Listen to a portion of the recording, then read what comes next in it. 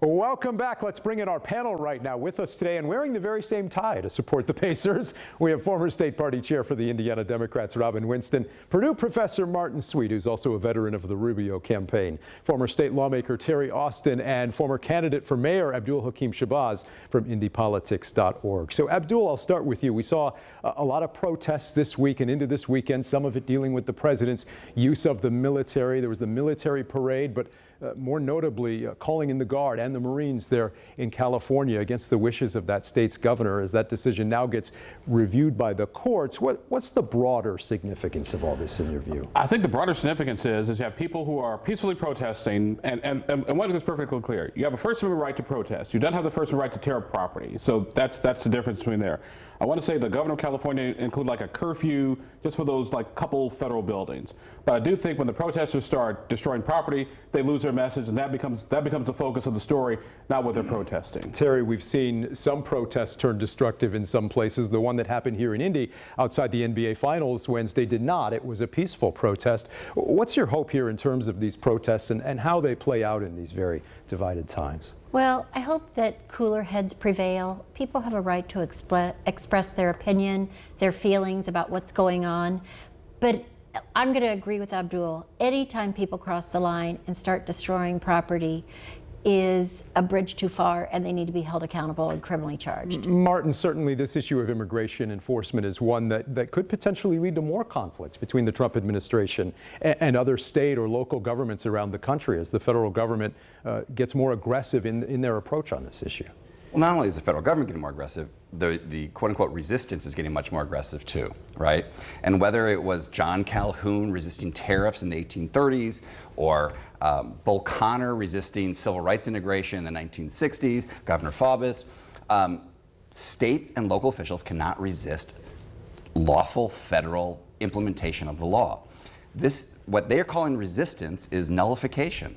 And that is not how our system is designed to work. I think actually Karen Bass and Governor Newsom are going to be in some serious trouble on this kind of stuff. Okay, Robin, your response to that, and what do you make of all the dynamics involved here? It's a lot of dynamics. First, the 14th Amendment to our Constitution was ratified literally on Friday of this weekend, and it guaranteed citizenship to people that look like me that were enslaved as they move forward. That birthright is still enshrined in our Constitution, so we should keep that in mind.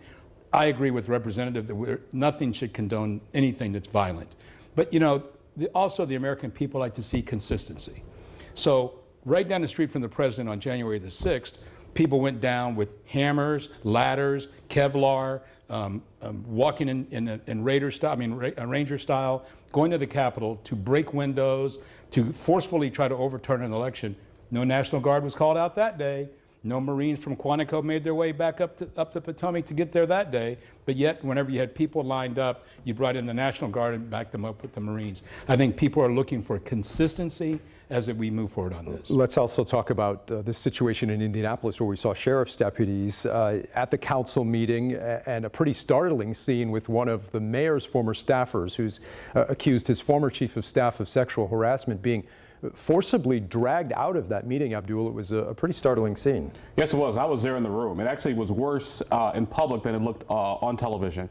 And first of all, I do not blame these women for being mad and ticked off. Now, granted, there is a certain amount of decorum, and I think City Council President Bob Osley kind of maybe dropped the ball a little bit by instead of letting the one woman just say her mind for 5 minutes, immediately having her escorted out of the building. And number two, all these text messages, which is I know another part of this, which have been starting to come out. My thing is that no man texts a woman at 2:30 in the morning unless he's drunk or wants a booty call or both. Well, just to clarify, I'm not getting into all of that. These were, I think, around 9:30, still late at night. Terry, I know this was a scene that had a number of council members, though, on both sides, very concerned. Well, I think we're just seeing way too much intolerance for people speaking at whether it's a city county council meeting or in the street protesting. These types of tactics are thuggish, for lack of a better word, and they should not have been removed, in my view. Robin, what did you make of all of this? Should the mayor consider resigning at this point, as some have called for? I want to get to that real quick. I don't think he should until we get all this adjudicated and worked out. That was wrong, removing those people from the council chambers. I mean, you were there, I wasn't there, but the visual that I saw, of some folks forcefully pushing out, how would it have hurt to let them go ahead and speak a few more minutes? You know, I've done public hearings before. You let people say what they want to say. I talked to somebody today who said when they had veterans hearings when he was a U.S. Senator, Joe Donnelly, they let veterans come and speak as long as they wanted. Is there somebody that was going somewhere? There wasn't a Pacer game that night they had to go to.